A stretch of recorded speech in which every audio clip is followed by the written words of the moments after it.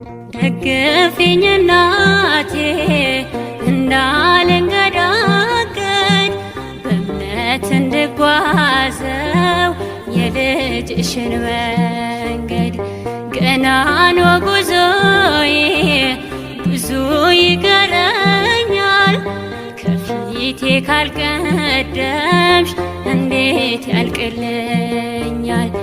የመንገዴ ፋና የሩቅ ዓላማዬ ከኔ ጋር ከሌለሽ ከንቱ ነው ጉዞዬ። አልቻልኩም አምላክ ስቃዬ በረ